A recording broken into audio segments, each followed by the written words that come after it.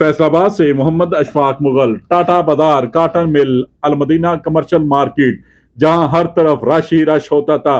गरीब शहरी मिलों की वेस्ट कपड़े के छोटे टुकड़े सस्ते दामों खरीद कर बआसानी तकिए के खिलाफ चादरें, बच्चों बड़ों के कपड़े तैयार कर लेते थे। यही नहीं, दस्तरखान, बस्ते, रोटी, रुमाल और जो खराब वेस्ट कपड़ा होता था, इससे सफाई हाथ मशीनें बतौर टिश्यू पेपर इस्तेमाल कर लेते थे।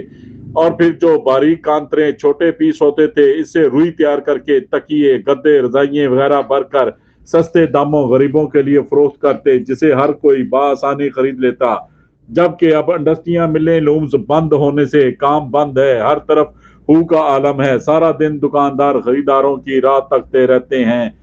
फारग दुकानदार सोचों में गुम वक्त गुजार कर खाली हाथ घर लौटते हैं, इस उम्मीद के साथ दोबारा आते हैं कि शायद आज कारोबारी सरगर्मियां बहाल हों, घर का किचन चले। लेकिन कौन तवज्जो करेगा, कारोबारी सरगर्मियां बहाल करवाएगा, ताजरों का सवाल। देखते रहिए GS न्यूज। इस वीडियो को लाइक करें, हमारे चैनल को सब्सक्राइब कर बेल आइकन जरूर प्रेस करें।